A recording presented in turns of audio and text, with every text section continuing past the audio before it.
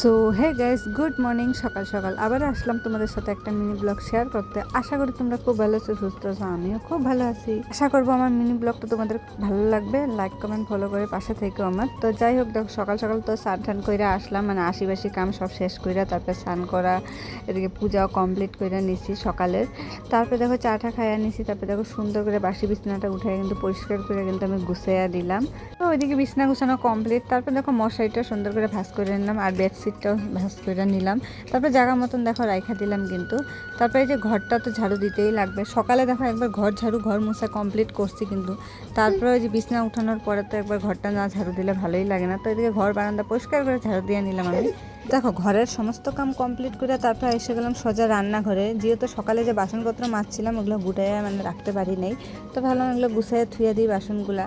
তারপরে এই যে কিছুটা কাপড় ধুইছি, তো সকালে তো ধোয়া হয়েছে, তাও কিছুটা আবার ছিল, ওগুলো ধুয়ে দিছিলাম। তো ভাবলাম এখন মেইলা দিই, যেহেতু রোদও উঠছে আর কোয়া যায় না কখন বৃষ্টি পড়ে আবার কখন রোদ, কোনো ঠিক নেই দিনকালের। তো যাই হোক, দেখো এদিকে কাপড় চাপড় যেগুলো ধোয়া হয়েছিল ওগুলো তো দেখো এদিকে মেলা দিতেছি। তো এদিকে মেলা মানে কমপ্লিটই হয়ে গেল কিন্তু কাপড় চোপড়গুলা। তারপর যাবো আবার দুপুরে রান্না বান্না করতে, মানে সমস্ত কাম কমপ্লিট। তারপর দেখো সোজা আমি রান্নাঘরে আইছি, কিন্তু রান্না বসাইয়া দিছি। এক সাইডে প্রেসারে মুসুর ডাল বসাইয়া দিছি আর করবো আজকে আলু পটলের রসা, তারপরে ভেন্ডি ভাজা, বেগুন ভাজা, এগুলোই করবো দুপুরবেলা। যেহেতু হাজব্যান্ড তো বাড়িতে এবেলা নাই, তো আমি একাই, তো তার জন্য ভাবলাম যে দুপুরবেলা আজকে আমি এটাই রান্নাবান্না করি। তো সিম্পলভাবেই রান্নাবান্না দুপুরে।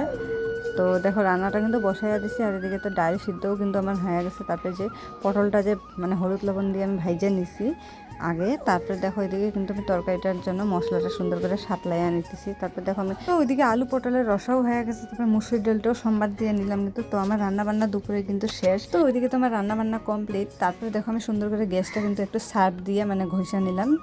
তো ওইদিকে কিন্তু গ্যাসটা ঘষা কমপ্লিট হলো। তারপরে একটু সুন্দর করে দেখো পরিষ্কার করে এখন মুছে নিই। তারপরে এদিকে বাসনপত্রগুলো মাজা ঘষা মানে এখনও হয় নাই, সব কলের পাড়ে ধুয়ে আইছি।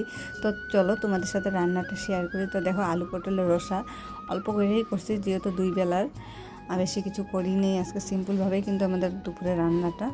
আর করছি এখানে একটু ভেন্ডি ভাজা আর বেগুন ভাজা করছি আর মুসুরির ডাল পেঁয়াজ দিয়ে। আমাদের দুপুরের এটাই মেনু। তো তোমাদের কেমন লাগলো অবশ্যই কমেন্ট করে জানাইও। তো এদিকে আমি ভাবলাম রান্নাঘরটাও এখন মুছে নিই। তো আমার তো কাম প্রায় শেষ, তো খালি বাসন মাজলেই হইলো, মানে রান্নাঘরের কাম কমপ্লিট। তো আশা করবো ভালো লাগবে। লাইক কমেন্ট ফলো করে পাশে থেকে নেক্সট একটা ব্লগে দেখাবো। আজকের মতন টাটা।